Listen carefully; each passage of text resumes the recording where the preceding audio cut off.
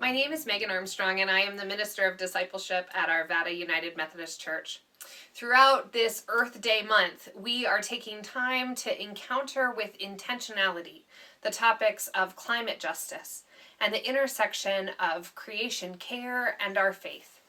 Please join us for our final Sunday of our From the Ground Up series this week or anytime on our YouTube channel. And you are welcome here at our weekly devotion time. When I was in college, I had an opportunity to go and hear Bishop Desmond Tutu speak at another college in a neighboring town. I remember that I went with two friends and we sat in a gymnasium on the college campus with hundreds of others interested in what he would offer that day. If I'm completely honest, I can't even remember what the topic was. I don't know what he was talking about or why he was in town. Outside of sitting in the Doane College gym waiting for him to arrive, I only remember one single thing that he said from that whole 2-hour presentation. But that one thing has stuck with me and been a quote that I've returned to over and over again. Hope is being able to see that there is light despite all the darkness. At times when I look at our world and I read the headlines, when I watch the weeks of news that are filled with trauma and pain, with mass shootings and racism, COVID outbreaks that are wreaking havoc across parts of our globe, I think I get lost in the midst of the day-to-day heaviness of it all. I also realize that when I see and hear these realities, I think to myself, where will we possibly find the ability to come together to fight against global climate change? How can we even imagine making a dent in something so huge that takes so much from so many of us?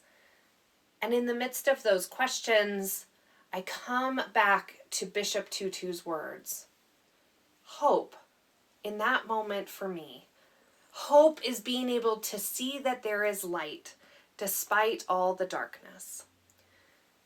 And with that, I am reminded that this is the example of the life of faith that I believe we are all called to.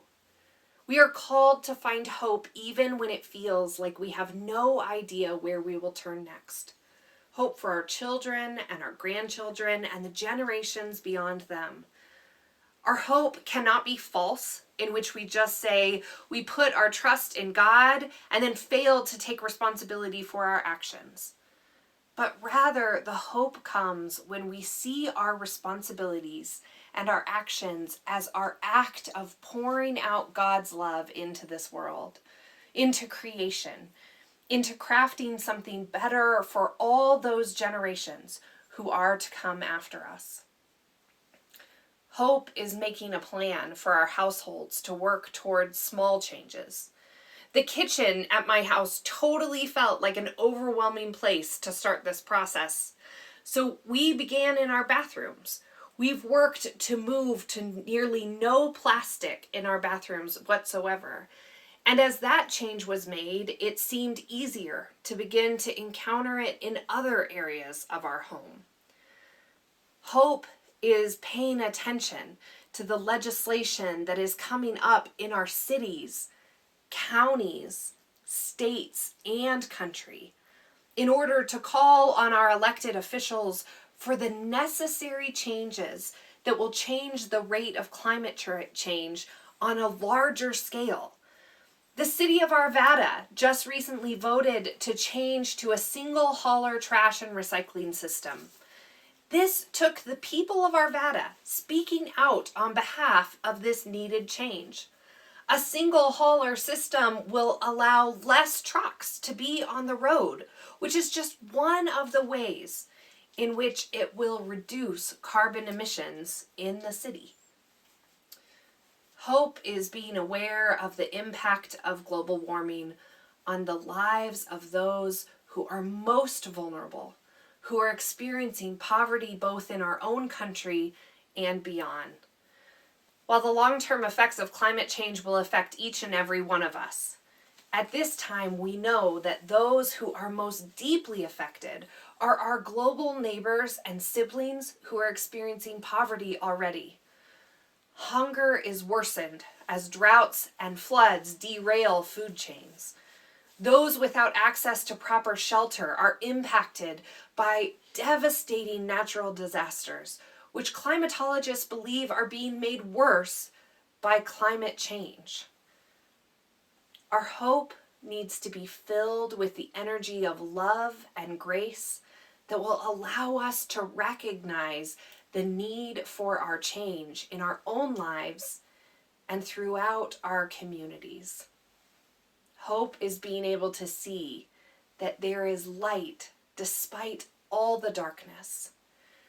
Our scriptures remind us that the light shines in the darkness, and the darkness did not overcome it. When you feel overwhelmed, remember that we are a people of hope.